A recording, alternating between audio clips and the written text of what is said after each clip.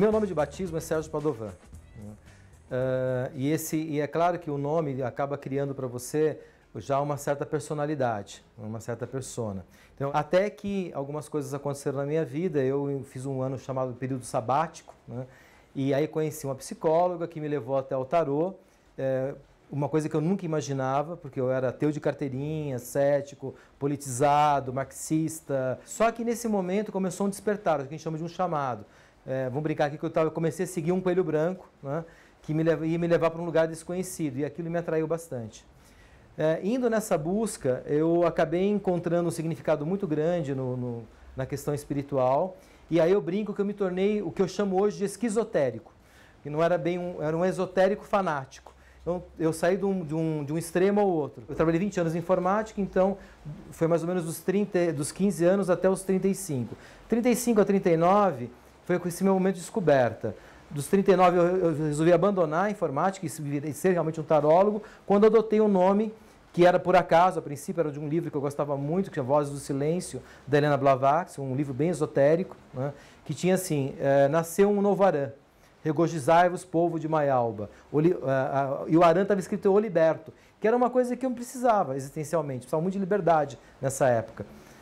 Então, nesse momento, eu adotei o nome Arã como um nome, como você falou, místico, espiritual, e só no desenvolvimento da minha vida ele começou realmente a fazer sentido. O tarô é um oráculo, né? Só que ele não nasceu como oráculo. Isso é uma coisa que já quebra muitas crenças esotéricas, né?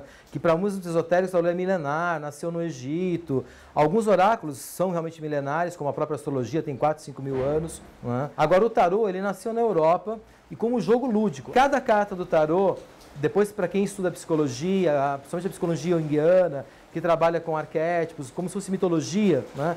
Percebe em cada símbolo um arquétipo. O que é um arquétipo? Uma estrutura que faz parte dos deuses da natureza. Então você tem lá o arquétipo mãe, o arquétipo pai, ou seja, a figura da mãe, a figura do pai, a figura da morte, né? Arquétipo é exatamente isso, é o que é acultural, atemporal, amoral. O que eu quero dizer com isso? A morte é para todos. Se a pessoa é cética ou crente, entendeu? Se ela é japonesa, alemã, branca, negra, né? A morte é inexorável. O dia é inexorável, a noite é inexorável. Ou seja, ele virá de qualquer jeito, né?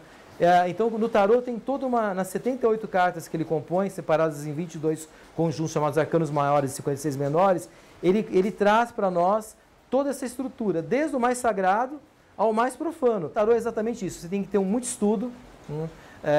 De cada carta dessa que eu falei, né? Depois você tem que aprender métodos para você poder aprender, então, a associar o arcano maior ao menor, a casa do método que você está lendo, e aí através dessas coincidências significativas, não será por acaso que aquela carta estará naquela casa, respondendo aquela pergunta com bastante objetividade mesmo. O universo tende ao equilíbrio.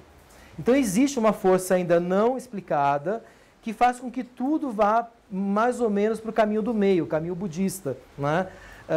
Que é a sua temperatura, que é se estiver muito frio, há um colapso, o sistema morre, se estiver muito calor também vai existir. Então o próprio universo precisa ter um equilíbrio.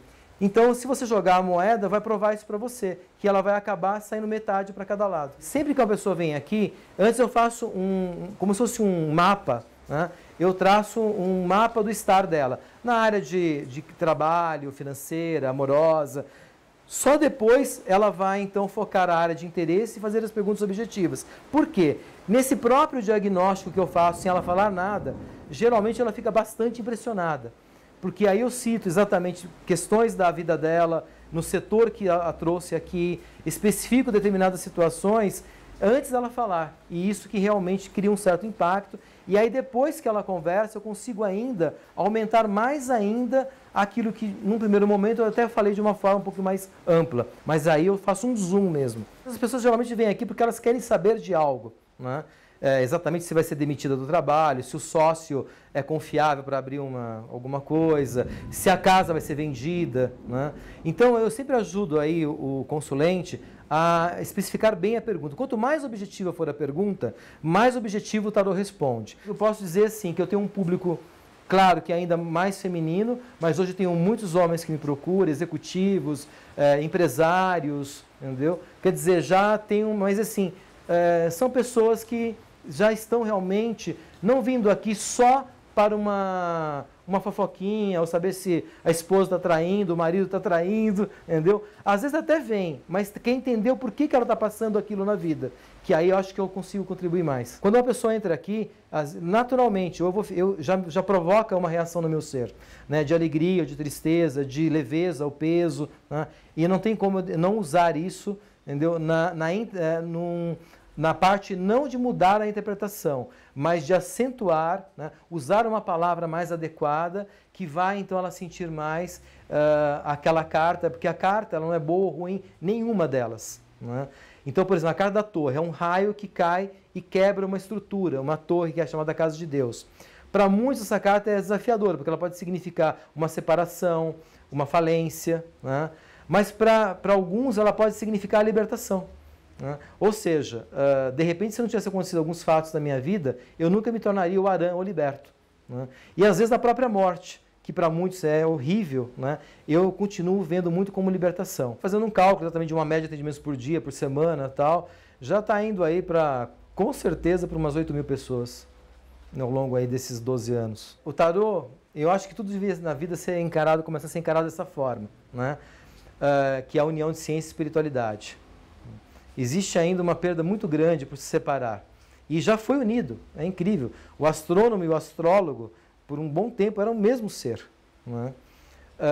Einstein e Jung e Freud eram amigos.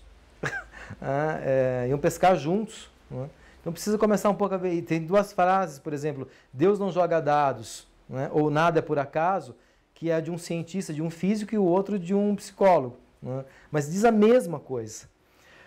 Ou seja, o tarô para mim, ele é jogo, e aí eu falo de jogo lúdico. Se você for, talvez na França, você vai ainda jogar tarô, tem campeonatos de jogo de tarô, como poker, buraco, baralho, entendeu? O tarô, ele é uma ciência, né? O tarô é uma arte das mais belas, tanto é que era vendido exatamente por ser feito por artesão, como arte, tudo. Tá? A prática do tarô, né, te leva a um estado de arte.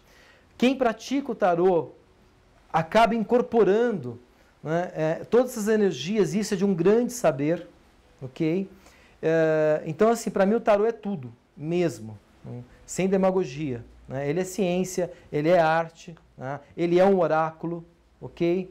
Ele é um grande amigo e para mim é o grande propósito da minha vida.